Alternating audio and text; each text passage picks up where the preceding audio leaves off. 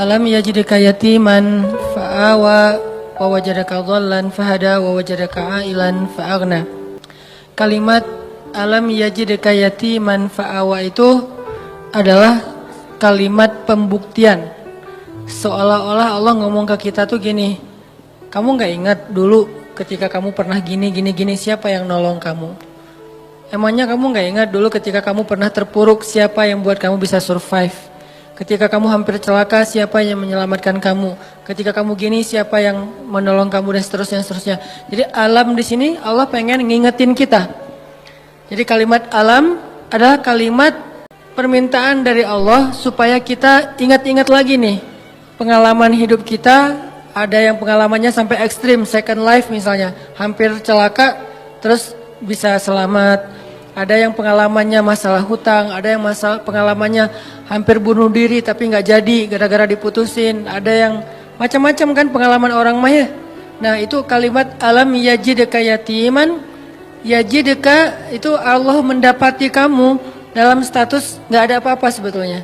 Kita tuh awalnya nggak punya apa-apa, bukan siapa-siapa, nggak bermodalkan apapun. Allah yang fa'awa, fahada, fa'aghna itu terjadi kepada kehidupan kita masing-masing.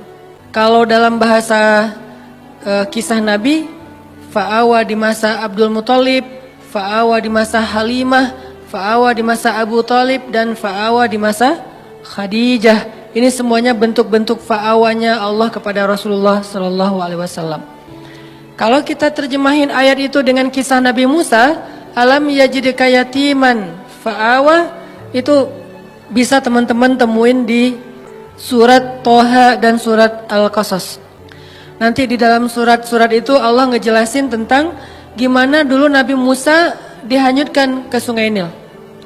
Walaqad mananna 'alaika marratan ukhra idh awhayna ila ummika ma yuha an qadhifihi fit tabut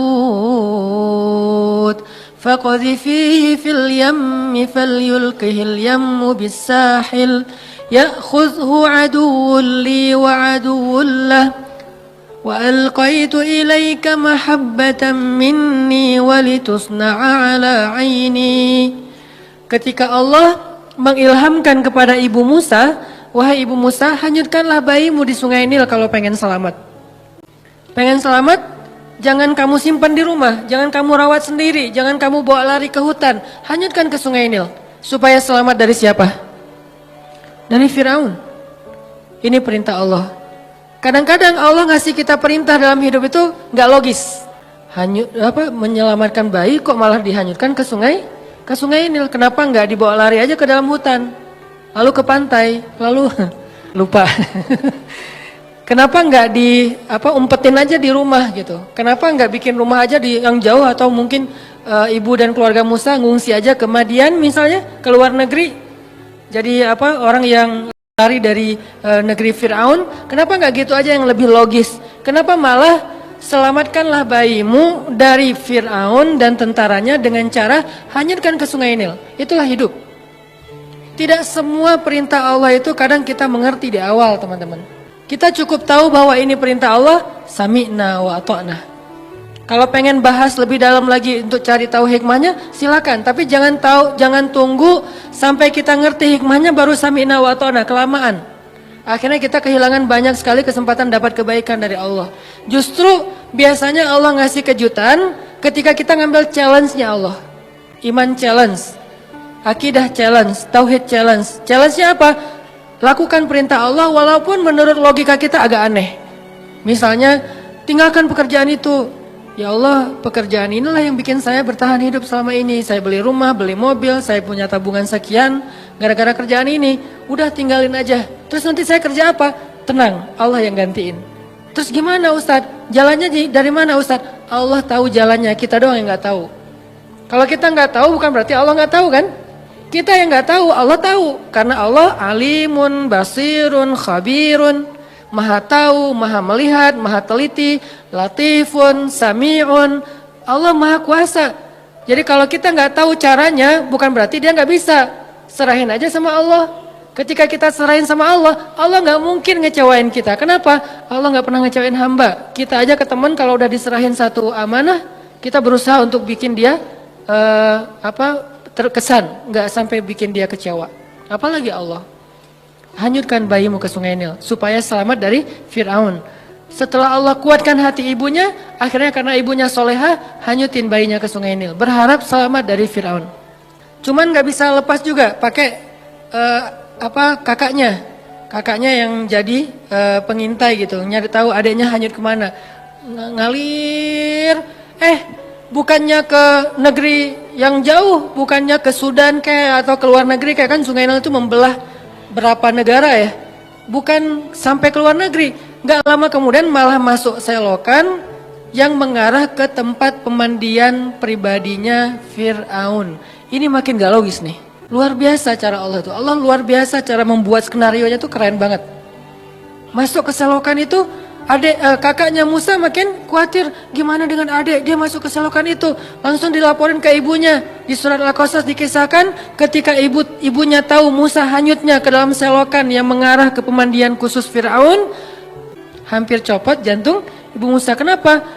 Bisa dipastikan bayi ini akan ditemukan oleh para dayang-dayang Firaun, dan kalau ketahuan Firaun pasti akan dibunuh. Ini ujian luar biasa. Tapi ini challenge-nya justru di situ. Ketika kita berhijrah, ketika kita ngikutin cara Allah, awalnya terlihat, ya Allah, kok gini ya? Kok jadi gini ya? Kok malah masuk ke selokan ini ya? Kan gitu ya, ada kejutan-kejutan kecil gitu awal-awal kita berhijrah. Baru aja kita halalin, putusin. Akhirnya putusin, dia langsung jadian sama orang lain. Kan itu berat banget ya. Dia kayak mudah banget gitu move on dari kita. Padahal kita mutusin itu cuman gertak doang biar dia mau halal gitu. Siapa yang takut kata dia. Akhirnya jadian sama orang lain. Itu tuh berat banget. Saya tahu rasanya. Jadi masuk ke selokan itu. Udah gitu ke sungai kecil. Ditemuin sama dayang-dayang Firaun, dikasih kepada istri Firaun. Qadarullahnya Allah udah kasih persiapan bahwa istri Firaun belum punya anak. Sehingga ketika dibuka tuh tabut keranjang yang ada bayi Musa, dibuka dilihat oleh istri Firaun, Allah bilang di surat Toha, wa alqaitu ilaika mahabbatan minni. Aku masukkan untukmu cinta dariku. Maksudnya apa? Tiba-tiba istri Firaun jatuh hati kepada bayi Musa. Siapa yang bikin dia jatuh hati? Allah. Sebagaimana Halimatus Sa'diyah jatuh hati kepada bayi Muhammad untuk menyusuinya secara gratis, begitulah istri Firaun jatuh hati kepada bayi Musa dan mau mengangkatnya sebagai anak tanpa bertanya siapa dan dari mana asal usulnya. Wa alqaitu ilaika mahabbatan minni. Gini cara Allah nolong hambanya. Fa'awanya tuh Allah datangkan orang yang mencintai kita. Tiba-tiba ada aja yang anggap kita kayak keluarga barunya. Pernah kan kita merantau, tiba-tiba di perantauan kita nggak kenal siapa-siapa, dapat keluarga yang sebetulnya dia nggak kenal dengan kita, dia nggak tahu background kita, basic kita dari mana asalnya, pokoknya dia tiba-tiba kayak sayang aja gitu sama kita. Saya di Mesir juga gitu, tiba-tiba ada aja orang Mesir yang sayang sama saya sehingga dianggap kayak anak angkatnya. Kamu kalau butuh apa-apa bilang ya, kamu kalau butuh apa-apa bilang. Setiap awal bulan, dan beliau siapa? Profesor lah gitu, dosen Al-Azhar. Kan banyak banget kemudahan gara-gara ada dosen, profesor, senior, kayak Allah jadikan tertarik kepada saya, senang. Kamu kalau butuh apa-apa bilang ya. Terus pas awal bulan dapat gaji langsung datengin, "Nak, kamu udah beli buku?" "Belum." "Kasih aja." "Udah sih, cuman kayak kurang aja gitu kan ya." "Belum." "Oh, ini beli buku." "Kasih, beli buku." Terus kalau dia lagi panen, di Mesir itu namanya adas. Adas itu kayak kacang hijau kita tapi warnanya oranye. Jadi fungsinya kayak kacang hijau, menghangatkan tubuh, bagus, biji-bijian. Kalau lagi panen adas, dia langsung bawa beberapa karung ke rumah tuh. "Nih adas buat kalian, panen anggur, panen apa, segala macam buah-buahan di kebun dia tuh dibawa ke rumah kita." Kenapa? Wa alqaitu ilaika mahabbatan minni. Allah yang bikin dia jatuh hati kepada orang ini. Sehingga akhirnya istri Firaun langsung jatuh hati kepada bayi Musa. Firaun enggak, karena Allah sudah mengunci hatinya. Bukan karena Allah mengunci hatinya, belum sih. Karena hatinya keras, maaf salah, jangan disensor. Karena hatinya keras. Karena Allah nggak akan mengunci hati seseorang sebelum Allah utus Nabi kan. Karena hatinya keras, jadi dia nggak akan bisa disentuh dengan cinta. Firaun tetap marah kepada Musa yang masih bayi. Ini pasti nih anak Bani Israel yang dibuang supaya nggak terbunuh nih. Gua bunuh nih sekarang. Jangan-jangan kata istrinya Firaun, dan dia ngebujuk suaminya dengan manja gitu. Nggak pakai cantik sih, manja doang gitu. Akhirnya Firaun nggak jadi ngebunuh Musa. Selamat Musa di satu adegan. Udah gitu nggak lama kemudian Musa lapar. Musa kehausan. Wa wajadaka ailan fa'aghna. Gimana caranya? Keluarga Firaun bikin audisi. Siapa yang bisa menyusui bayi Musa? Dikasih dinar, dirham, emas, perak. Dikasih tempat kedudukan yang tinggi di dalam istana. Punya gelar ningrat. Dikasih rumah di dalam istana yang sangat bagus. Dari sekian banyak perempuan-perempuan yang ingin menyusui Musa, semua ditolak sama Musa. Karena kenapa? Allah mengilhamkan kayak gitu kepada bayi ini. Padahal kan sebetulnya kalau bayi polos biasa aja, asal ada yang nyusuin kan dia nyusu ya. Tapi Allah mentakdirkan Musa nggak boleh nyusuin ke ini. Di antara sekian yang banyak audisi, yang terakhir justru yang diterima. Kenapa? Allah yang nentuin. Jadi nggak masalah. Ada yang datang pertama sebelum kita bawa alfat, bayarin aja. Kalau Allah nggak mengikat hatinya, pasti ditolak. Walaupun modalnya, uang, apa segala macam, nggak. Tenang. Abu Bakar datang ngelamar Fatimah, ditolak sama Nabi. Kurang apa coba Abu Bakar? Tajir, soleh. Kan ideal banget ya. Ada yang soleh, nggak tajir. Ada yang tajir, kurang soleh. Tajir, soleh. Tajir, soleh. Abu Bakar ditolak. Datang Umar, tajir, soleh, kuat, cowok banget, ditolak juga. Ali awalnya, aduh, Abu Bakar aja ditolak, Umar aja ditolak, apalagi saya nih. Akhirnya kayak Ali cuma ngelewat doang depan rumah Nabi, lewat lagi. Dipanggil sama Nabi, Ali kenapa? Enggak ya Rasulullah gitu. Ali, kamu pengen menikahi Fatimah? Terserah sih. Akhirnya Nabi yang ngelamar Ali dalam bahasa ininya ya, adegannya, walaupun secara resmi nanti Ali yang ngelamar Fatimah. Nabi kayak yang nawarin kepada Ali. Kenapa? Allah yang bikin kayak gitu. Jadi nggak usah pesimis. Yang penting minta kepada pemilik hati, ya Allah, kan hatinya bukan milik dia, milik engkau. Jadi saya mintanya ke engkau aja ya Allah, bukan ke dia. Nanti setelah engkau baru dia. Sehingga pas kita datang kayak bukan tipe dia banget, bukan standar dia banget, tapi buat Allah kita standar dia banget. Buat dia kita enggak banget. Enggak masalah kan? Yang penting buat Allah kita banget lah. Begitu kita datang dia enggak bisa bilang enggak. Kok saya ngomongnya iya ya? Pengen bilang enggak tapi enggak bisa gitu. Ya udah deh, ya aja. Jadi aja. Setelah itu Allah masukkan hub, cinta, sehingga dia mencintai kita mencintai dia karena Allah Subhanahu wa taala, dan itu mubarak, diberkahi. Itulah istri Firaun. Akhirnya Musa tinggal di situ, ibunya tinggal di situ, kakaknya, tetehnya tinggal di situ, AA-nya tinggal di situ. Siapa AA-nya Musa? Harun. Semuanya sekeluarga tinggal di situ. Ini namanya alam yajidka yatiman fa'awa. Allah yang bikin skenario yang kayak gitu. Ismail juga kayak gitu. Kemudian Yahya alaihissalam juga kayak gitu. Maryam juga kayak gitu. Alam yajidka yatiman. Maryam kan lahir nggak punya ayah. Bukan nggak punya ayah. Ayahnya udah wafat kan? Imran sama anak yatim perempuan lagi itu. Siapa yang fa'awa Maryam? Wa kaffalaha Zakaria. Zakaria yang mengawakan Maryam, dan Zakaria cinta banget sama Maryam. Walaupun itu adalah ponakannya, tapi seperti putrinya sendiri. Dan Zakaria adalah sebaik-baik orang yang merawat Maryam. Walaupun ayahnya soleh banget, tapi ada yang lebih daripada ayahnya. Ayahnya orang soleh, Zakaria nabi. Sehingga Allah ingin Maryam ini dirawat bukan oleh ayahnya yang soleh, tapi oleh pamannya yang nabi, yaitu Zakaria. Ini cara Allah teman-teman. Sehingga itu menjadi bukti ma wadda'aka rabbuka wa ma qala. Andalin Allah aja deh. Kita mau hijrah, kita mau ganti kerjaan, kita mau dapetin pasangan, kita mau punya anak, kita mau, udah bilang aja sama Allah. Ada mau apa aja bilang aja sama Allah. Selama yang kita inginkan itu kebaikan, Allah malu untuk gak mengabulkan keinginan kita. Gak mungkin gak dikabulkan, pasti. Kenapa saya bilang pasti? Allah sendiri mengatakan, ujibu da'watad da'i idza da'an. Kalau ada yang berdoa sama aku, curhat sama aku, ujib. Aku pasti akan nge-replay, akan ngerespon, akan ngejawab, akan nge-read. Gak mungkin enggak. pasti dibalas sama Allah SWT. Kalau teman, pasangan, geng gak ngebales WA, biasalah itu. Tapi kalau Allah gak mungkin gak, pasti dirit langsung dibalas sama Allah. Cuman balasnya Allah apa? Kadang dibalas dengan yang sama persis dengan yang kita minta, kadang dibalas dengan yang lebih baik dari yang kita minta. Yang enggak dikasih yang sebaliknya yang buruk dari yang kita minta, nggak mungkin. Kalau nggak sama lebih baik antara dua itu. Dan dua-duanya untuk alam yajidaka yatiman fa'awa. Nanti wawajadaka dhallan. Wawajadaka dhallannya Nabi, mungkin teman-teman pernah dengar penjelasan dari Ustadz Abdul Somad. Saya pengen membandingkan aja, kalau Nabi kasusnya kayak gitu, pernah tersesat di sebuah perjalanan dari Mekah ke daerah Syam, kemudian Allah tunjukkan jalan supaya sampai ke kota yang dituju. Nah kalau Nabi Musa pernah juga tuh, kapan? Pas Nabi Musa nggak sengaja ngebunuh orang Mesir. Orang Mesir berantem sama orang Bani Israel. Cuman orang Mesirnya kayak zalim gitu, dia terlalu sombong, akhirnya didorong sama Musa meninggal kan. Walaupun Musa nggak sengaja sih dorong, kamu apa-apaan sih, mati kan.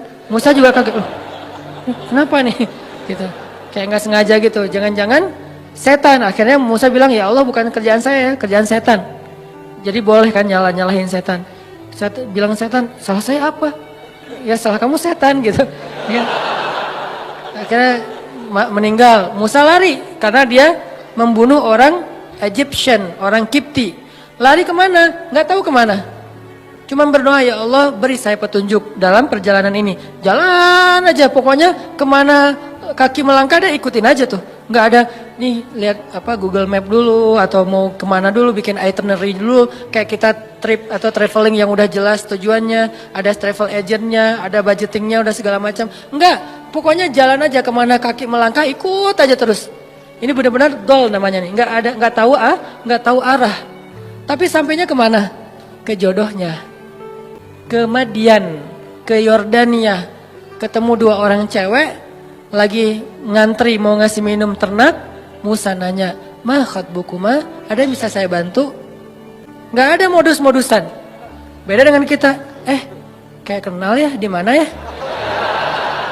Enggak, kita nggak pernah ketemu. Saya yakin saya pernah ketemu sama kamu. Di mana? Di dalam mimpi. Modus banget kan ya. Musa nggak kayak gitu. Ya udah aja. Ma khatbukuma, kalian ada apa? Apa yang bisa saya bantu?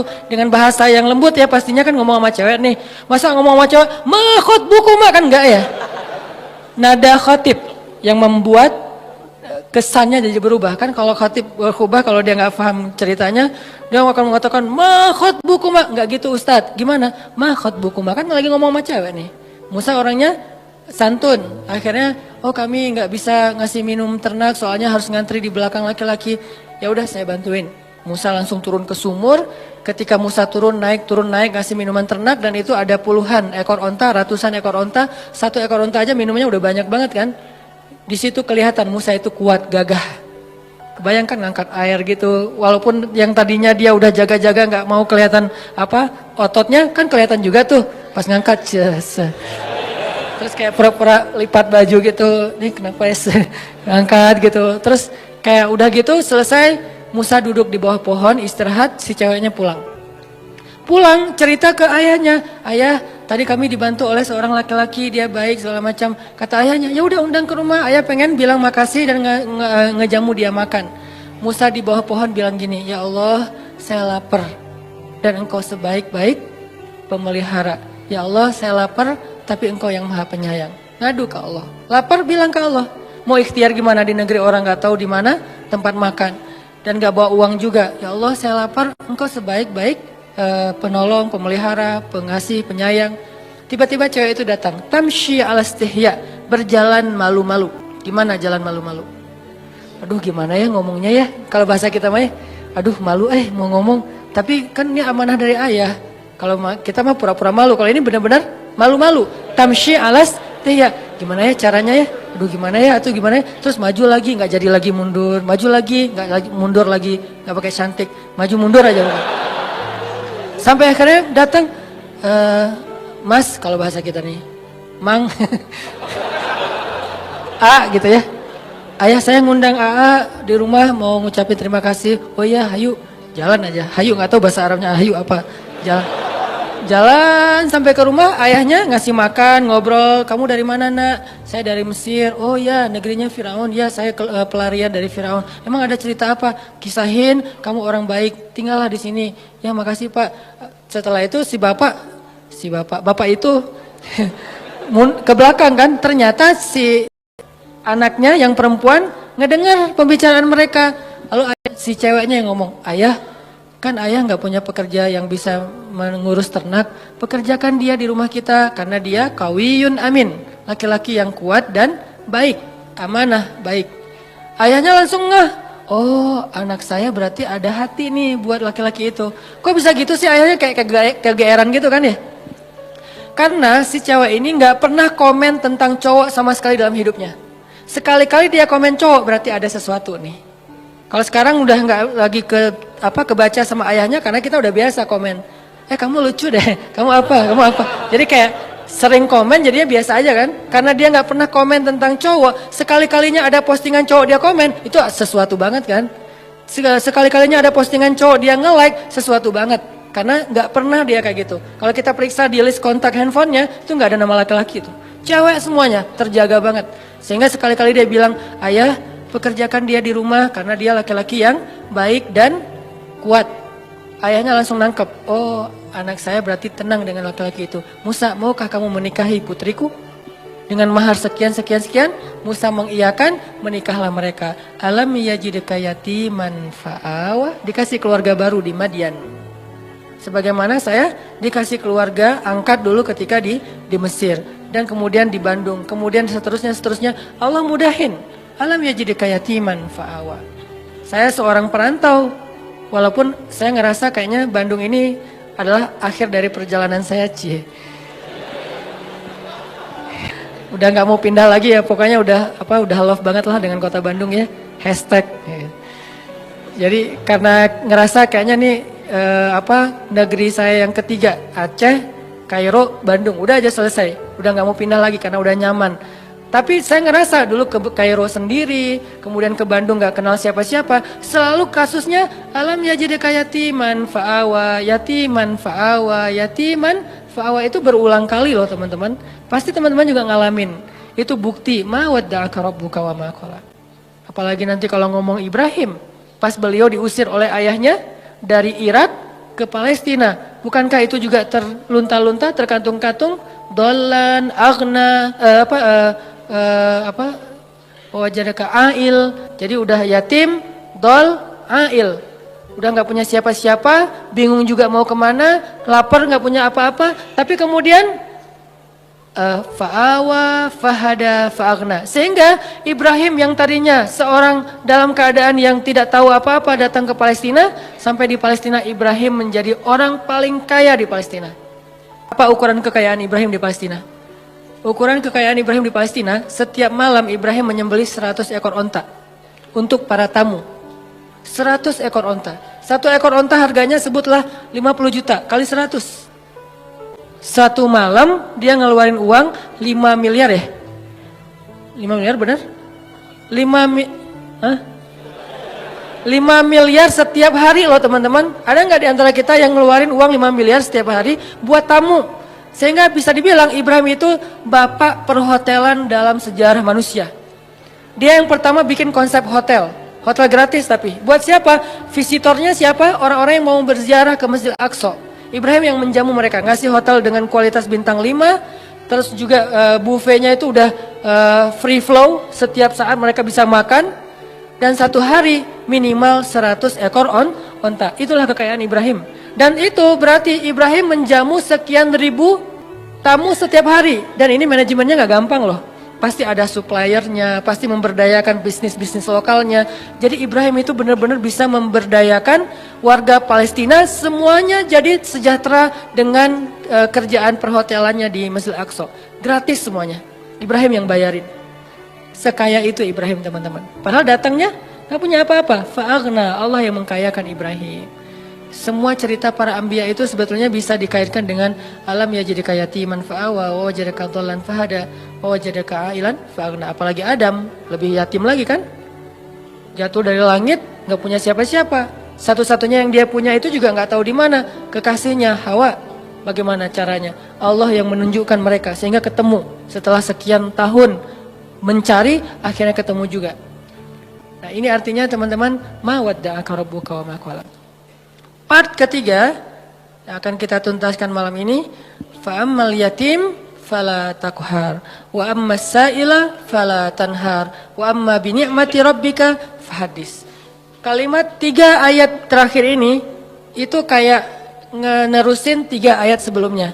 Alam yajidka yatiman fa'awa fa ammal yatima fala taqhar wa wajadaka dhallan fahada wa ammas sa'ila fala tanhar wa wajadaka 'ailan fa'aghna wa amma bi ni'mati rabbika fahaddis. Jadi kayak pasangan-pasangan ayat.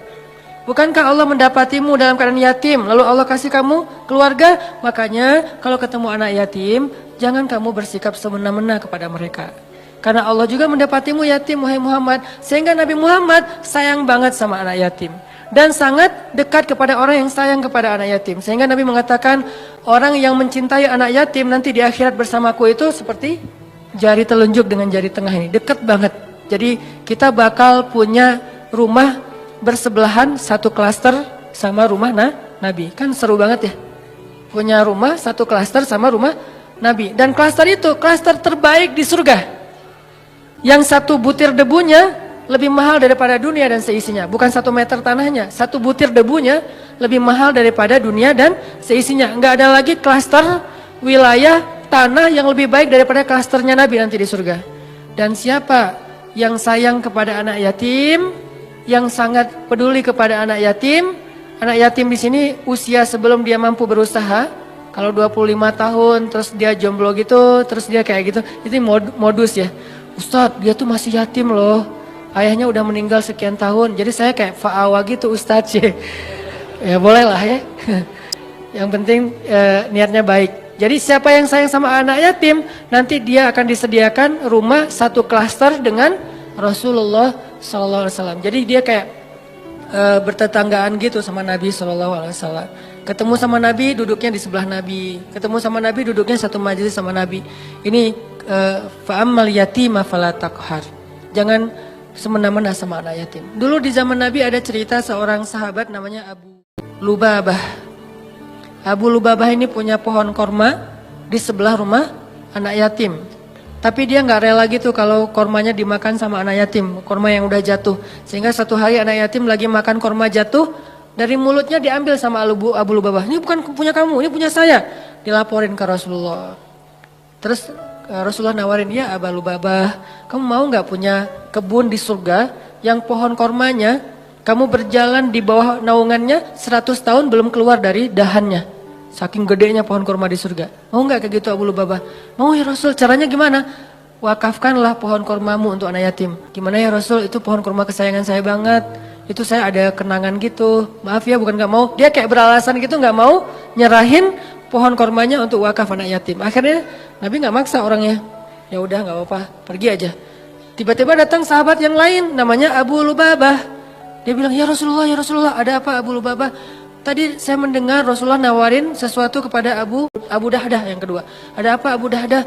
Saya tadi dengar Nabi nawarin sesuatu ke Abu Lubabah, tapi dia nolak. Ya, emang kenapa? Kalau saya ngambil itu boleh nggak ya Rasulullah? Boleh, siapapun, kebaikan itu untuk siapa aja. Ya udah, tunggu ya Rasulullah. Langsung dia pergi ngejar Abu Lubabah. Ya Abu Lubabah, ya Abu Lubabah. Abu Lubabah nungguin. Ya Abu Dahdah, ada apa? Kamu tahu kan kebun kurma saya di Madinah? Siapa yang tidak tahu kebun kurma milik Abu Dahdah? Satu kebun kurma ada 600 pohon kurma. Mata air sendiri, ada vilanya, luas banget kebunnya. Dan kebun itu paling subur. Yang lain panen setahun 2 kali, yang ini 3 kali setahun. 4 bulan sekali panen. Teman-teman kalau mau berhitung, satu pohon kurma sekali panen itu lebih dari 100 kilo. Satu pohon. Satu dahannya aja udah berapa puluh kilo kan? Itu satu pohon lebih dari, sebutlah yang paling kecil 100 kilo. 1 kilo harganya 500 ribu. 500 kali 100. Capek. Itu satu pohon. Dan Abu Dahdah punya 600 pohon. Jadi sekali dia panen korma, itu puluhan M loh keuntungannya. Sekali panen, dalam setahun dia panen 3 kali. Ratusan M dalam setahun. Kata Abu Dahdah, wahai Abu Lubabah, kamu tahu kan kebun kurma saya? Tahu, siapa yang nggak tahu kebun kurma Abu Dahdah terkenal di Madinah. Mau nggak kita barter? Kamu kasih pohon kurma kamu yang di pojok rumah anak yatim ke saya kasih kebun saya ke kamu, bukan pohon, kebun. Kata Abu Lubabah, yang benar, kamu nggak lucu deh ininya, candanya. Nah ini mah dialog dari saya. Terus kata Abu Dahdah, saya serius, beneran. Ya udah, ayo, langsung transaksi, jadi deal. Mereka kemudian pergi ke rumah anak yatim. Wahai anak yatim, kata Abu Dahdah, mulai sekarang pohon ini Bapak wakafin buat kalian. Makanlah sesuka kalian dari korma yang ada di pohon ini. Kemudian gak lama kemudian dia ngajak Abu Lubabah ke kebunnya. Istrinya lagi kayak lagi bersih-bersih gitu. Kata Abu Dahdah, wahai istriku keluarlah. Ini sekarang bukan kebun kita lagi, sudah aku jual. Istrinya kaget, kamu jual ke siapa wahai Abu Dahdah? Kamu untung gak? Kata suaminya, untung banget. Ke siapa sih kamu jualnya? Ke Allah. Kata istrinya, itu baru untung. Itu baru perniagaan yang besar. Itu baru hebat. Istrinya ini soleha banget. Coba kalau kita ngomong gitu ke pasangan kita, kira-kira digapain? Didoain ya. Semoga kamu cepat. Ini istri yang soleha. Ini buat cewek-cewek ya. Kadang-kadang suami itu kalau lagi semangat, kadang-kadang kan nggak mikir ya, kasih aja. Nah kalau dia lagi gitu, tapi tetap ada batasannya juga. Cuman dengan kualitas iman Abu Dahdah dan istrinya itu emang luar biasa, inspiring banget. Istrinya malah bahagia. Ya saya udah keluar. Wah, sekarang jadi milik siapa? Abu Lubabah. Silakan Abu Lubabah. Mereka pergi meninggalkan kebun itu sama sekali nggak nyesal. Cerita ini didengar oleh Rasulullah SAW dan Nabi mengatakan, duh betapa luasnya kebun Abu Dahdah di dalam surga.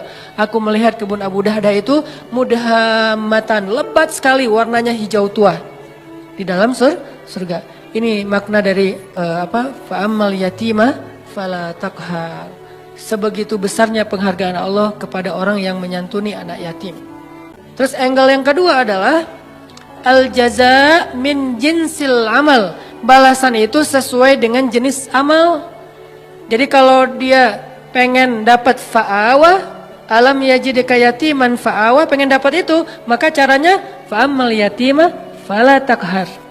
Siapa yang menyantuni anak yatim, Allah santuni. Siapa yang menaungi anak yatim, Allah naungi. Siapa yang meringankan hajat anak yatim, Allah ringankan hajatnya. Al jaza min jinsil amal, itu berlaku di surat Ad-Duha.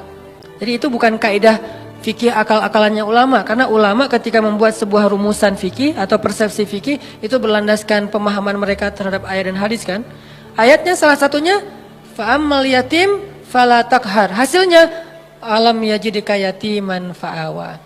Wa ammas sa'il fala tanhar. Kalau ada orang yang nanya, karena ada dua tafsir nih. Ada yang bilang sa'il di sini orang yang meminta pertolongan, ada yang bilang sa'il di sini orang yang nanya jalan. Kalau ada yang nanya jalan ke kamu, lalu kamu menunjukkan jalannya, maka Allah juga akan wa wajadaka dhallan fahada. Makin sering kita ngebantu orang untuk menemukan jalan, makin sering kita dengerin curhat teman kita, makin sayang Allah untuk dengerin curhat kita. Maka sabarlah mendengar curhat temannya. Walaupun kadang-kadang emang capek sih, tapi sabarlah. Latihlah mendengar curhat teman, sehingga kita jadi seorang suami yang mau mendengar curhat istri. Nanti ketika kita udah nikah, Neng mau cerita, apa? Kayak semangat gitu kan ya. Iya tadi ada cerita sama teman-teman gini-gini. Kita jadi pendengar yang baik, bukan langsung kita patahkan. Kenapa? Karena udah terbiasa di kos-kosan jadi tempat curhatnya teman-teman sekos-kosan. Sampai ibu kos juga curhatnya ke kita gitu. Iya itu yang kamar sebelah suka telat aja bayar kos-kosan. Ya bu, saya juga gitu ya bu. Kamu gak apa-apa soalnya kamu udah dengerin curhat gitu. Ya pokoknya jadi orang yang wa masaila fala tanhar. Jadi kalau ada orang yang nanya ke kita, minta pertolongan ke kita, kita berusaha untuk membantu dia, Allah juga akan berusaha membantu kita. Contohnya Nabi SAW. Nabi itu kalau ada yang minta tolong gak pernah nolak. Kalau beliau gak bisa nolong sendiri, beliau akan cari orang untuk nolong dia baru ditinggalin. Jadi gak ada yang datang langsung Nabi, maaf ya gak bisa. Mungkin kita nggak bisa gitu-gitu amat lah ya, tapi berusaha. Nggak semua kasus kita bisa ambil. Tapi ada satu dua yang kadang-kadang kita kayak berjuang banget. Ada banyak orang yang mengetuk pintu rumah kita, yang nelpon ke nomor kita, yang datang kepada kita minta tolong. Mungkin di antara sekian banyak, jangan semuanya ditolak. Harus ada satu dua yang kita ambil. Entah kenapa, pokoknya Allah yang pilihkan dia untuk kita. Terus kita coba tuntaskan hajat dia sampai selesai. Siapa yang meringankan hajat saudaranya di dunia, Allah ringankan hajat dia di dunia dan di akhirat. Balasannya bukan cuma di dunia, bahkan di akhirat. Sehingga ketika kita di akhirat nanti bingung di padang mahsyar itu kan perjalanan jauh banget ya. Kebayang gak sih dari sini ke Palestina itu jalan kaki? Kok Palestina Ustaz? Karena tempat berhisab itu adalah negeri Palestina. Ini salah satu keutamaan dari negeri Palestina itu adalah mim makanin qarib yang Allah sebutin di Al-Quran. Arti makanin qarib, tempat yang dekat itu adalah Palestina kata ulama tafsir. Sehingga nanti sidang Allah itu di padang mahsyar adanya di negeri Palestina. Negeri Palestina dari Indonesia jaraknya jauh, padahal buminya masih segini. Sedangkan bumi mahsyar beribu-ribu kali lipat lebih besar daripada bumi ini. Berarti jaraknya ribuan kali lebih jauh daripada yang sekarang. Kita meninggal di Indonesia, dikuburin di Indonesia. Nanti ketika kita bangkit, kita harus jalan ke Palestina. Palestinanya udah berapa ribu kali lipat lebih jauh dari yang sekarang. Jalan kaki teman-teman. Gak ada petunjuk sama sekali. Arahnya sudah berganti, kiblat atau timur barat udah berubah. Gimana cara kita menemukan spot hisab? Susah banget kan? Kalau enggak karena Allah, wa wajadaka dhallan fahada. Dulu di dunia kita sering nolongin orang, sering nunjukin arah ke orang lain, sering bantuin orang di jalan, sering bantu orang ketika kesusahan. Allah bantu nanti kita di akhirat. Sehingga tiba-tiba dikasih kendaraan, kita kayak kasih tumpangan buat teman, itu enggak ada yang kelewat sama catatan Allah. Kamu kan dulu pernah ngasih tumpangan ke teman kamu pulang taklim. Padahal kamu pulangnya ke Padalarang, dia ke Cilenyi, kamu anterin dia dulu. Akhirnya balik lagi ke tengah, gak sampai Padalarang, nginep di TSB. Gak kuat gitu ya. Tadinya nanyanya sih kayak serius gitu. Pulang kemana saya anterin? Oh boleh. Udah aja naik motor kemana Cilenyi.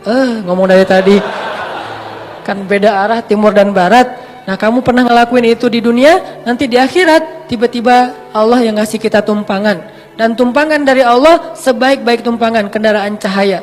Sehingga dari Indonesia ke Palestina itu hanya sekejap mata saja. Itu diantara makna dari hisab yang ringan, hisab yang mudah, dipercepat perjalanannya. Sementara yang lain masih kebingungan. Ada yang jalan ke sana, ada yang jalan ke sana. Itu nggak ada yang arah loh, yang jelas arahnya. Jadi orang jalan itu acak aja tuh kemana-mana. Bisa ribuan tahun nggak sampai ke tempat hisab, belum dihisab tuh. Untuk sampai ke sana aja ribuan tahun. Kok malaikat nggak ngasih tahu sih kalau kita salah jalan? Karena kita di dunia juga nggak pernah ngasih tahu orang kalau dia salah jalan, dibiarin aja. Malah ada yang sengaja nyesatin lah gitu. Kalau mau jalan ke Dago lewat mana? Itu aja lewat ini nanti Gatot Subroto tembus aja ke Soekarno Hatta, udah gitu Buah Batu terus aja ke sana. Itu mah Banjaran ya. Nah ini artinya nanti pas kita nanya malaikat mau ke tempat hisab, tempat hisab, balik lagi aja ke belakang, kamu udah kejauhan. Tapi malaikat gak gitu-gitu juga sih. Paling-paling malaikat cuek ninggalin kita gitu. Akhirnya kita terkatung-katung. Ini makna terkatung-katung. Istri kita bangkitnya bareng. Kenapa bangkitnya bareng? Karena kita pengen dikuburin satu liang lahat. Cinta sejati gitu kan, true love and endless love lah. Pas meninggal, wasiat aku pengen dikuburin sama kamu. Udah jadi kuburin satu liang lahat. Pas bangkit, noleh juga enggak teman-teman. Yauma yafirrul mar'u min akhihi wa ummihi wa abihi wa sahibatihi wa banihi likulli imri'in minhum yauma idzin sya'nun yughni. Kita bangkit bersebelahan tapi enggak noleh. Kok bisa gitu Ustaz, enggak kenal? Kenal tapi enggak peduli. Kok enggak peduli? Saking takutnya kita tentang nasib diri sendiri. Sampai diibaratkan hari itu kata Allah di surat Al-Muzammil, hari ketika seorang wildana syiba, seorang anak kecil aja tiba-tiba beruban saking stresnya dia. Tapi nggak semua orang yang rambutnya beruban itu karena stres ya. Sebagiannya doang. Kalau anak kecil sampai tiba-tiba beruban berarti kan stres banget tuh hari ya. Kita nggak noleh ke pasangan kita. Terus kapan kita kenal dengan pasangan kita Ustaz? Nanti setelah edisi part ini udah lewat, nanti ada adegan, kita udah mulai saling kenal, saling menyapa, bahkan saling menuntut, saling menjatuhkan, saling menolong, itu ada adegannya nanti. Tapi di adegan pertama, sama sekali nggak peduli. Suaminya tersesat, istrinya nggak akan nolong. Sehingga yang bisa nolong kita hari itu, hanyalah apa yang hari ini kita lakuin teman-teman. Sehingga kalau kita nemuin ada sa'il itu bisa orang yang minta tolong, bisa orang yang nanya jalan, fala tanhar. Jangan bikin dia kecewa, jangan sakitin hatinya. Kalaupun kita nggak bisa bantu dia, minimal jangan sampai kita manna wal adha, menyakiti dia dengan kata-kata kita. Jangan. Setidaknya kita kalau nggak bisa tolong pun ya sudah, ya nggak bisa nolong aja. Jangan udah nggak bisa nolong nyakitin lagi tuh. Kayak kita nggak bisa nolong teman-teman di Palestina, ya udah jangan ngomong ngapain sih jauh-jauh, udah nggak usah. Kalau pengen nolong yang dekat-dekat silahkan. Mau dua-duanya lebih bagus lagi, mau yang sana juga nggak masalah. Yang penting jangan nyakitin. Jangan kita beranggapan bahwa yang di Palestina itu jauh nggak perlu ditolong, yang di Suriah itu jauh nggak perlu ditolong. Padahal kondisi mereka itu luar biasa memprihatinkan, bahkan dahsyat sekali keadaan mereka. Tapi kita udah nggak nolong, ngomong lagi. Jadi kalau mereka dengar kasihan, perasaan mereka kayak gimana gitu. Ya udah jangan. Termasuk orang di sekeliling kita, keluarga besar kita. Kadang-kadang ada kakak adik kita yang minta tolong, kita kayak sebel gitu sama dia. Giliran butuh aja lo minta tolong. Jangan, udah aja diem. Kalau kita nggak mau nolong atau nggak bisa nolong, diem aja. Kenapa? La tanhar. Jangan sakiti orang yang meminta pertolongan. Sehingga nanti al-jaza min jinsil amal. Allah juga akan membalas kita dengan cara yang sama. Na'udzubillah min dzalik. Wa amma bi ni'mati rabbika fahadis. Nikmat Allah sampaikanlah. Maksud menyampaikan nikmat Allah itu ada banyak. Salah satunya adalah kita bicarakan kebesaran-kebesaran Allah. Allah tuh baik banget, Allah gini. Sehingga dengan pembicaraan kita, orang yang mendengar jadi semakin yakin sama Allah. Kayak tadi cerita saya di Thailand, simple sebetulnya, cuman hal yang sepele banget. Tapi itu bagian dari tahadus bin ni'mah. Tujuannya apa? Tujuannya biar kita yang mendengar makin yakin sama Allah, makin bergantung sama Allah, makin taat di jalan Allah. Itu namanya wa amma bi ni'mati rabbika fahadits.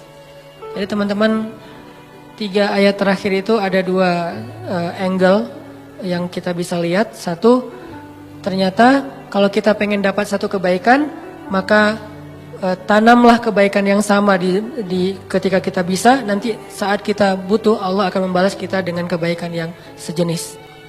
Saya pernah cerita dulu, saya di Kota Baru Parahyangan habis taklim malam-malam gerimis, saya pulang pakai mobil, ngelihat di jalan ada ibu-ibu sama anak gadisnya lagi jalan kaki. Kota Baru di Masjid Al-Irsyad itu kan ke jalan raya jauh ya. Dan malam-malam gak ada damri, gak ada angkot, gak ada ojek. Beliau jalan kaki berdua, gerimis lagi tuh, pakai payung. Saya waktu itu tinggal di Cihanjuang, saya mau keluar dari masjid ngelihat ada ibu-ibu sama putrinya lagi jalan. Saya samperin, "Bu, butuh tumpangan?" "Oh boleh Ustadz, mau kemana?" "Mau ke depan." Ya udah ikut aja. Karena saya nggak bawa pasangan, mereka duduk di belakang. Itu etikanya ya, jangan duduk di depan, nanti jadi fitnah. Udah aja duduk di belakang. Dan itu tidak menghina. Oh jadi kayak supir dong, nggak apa-apa. Karena demi menjaga fitnah. Biarkan dia duduk di belakang berdua, saya di depan. Kalau ngomong, ya ngomong aja. Sesekali ngelihat ke menghargai. Dia cerita, "Ustadz, tadi saya ikut talim Ustadz." "Oh Masya Allah, ibu jadi ikut talim. Terus tadi gimana kesininya?" "Naik damri, soalnya kalau sore itu masih ada damri, saya masuknya pakai damri. Pulangnya biasanya jalan kaki, biasanya, berarti udah beberapa kali tuh." "Oh gitu, maaf ya saya nggak tahu." Ya udah dianterin. Sampai di depan, jadi kayak nggak enak hati gitu diturunin di jalan ya, nggak tuntas kan. Udah saya tanya, "Ibu rumahnya di mana?" "Masih di daerah Padalarang gitu, daerah Cimareme, agak turun dikit." Ya udah saya anterin aja ke rumahnya. "Nggak ngerepotin nih Ustadz?" "Nggak." Padahal biasanya saya langsung masuk tol kan, keluar Baros cepet. Ini ngelewatin Cimareme kan macet-macet gitu. "Nggak apa-apa saya anterin." Ya udah sejalan, padahal nggak sejalan sebetulnya. Saya harusnya ke tol. Dianterin sampai ke rumah, kan sepele banget kan. Udah sampai ke rumah selesai, pergi aja. Besok-besoknya sebulan kemudian saya naik jembatan Pasupati itu ke arah Paster. Ban motor saya bocor.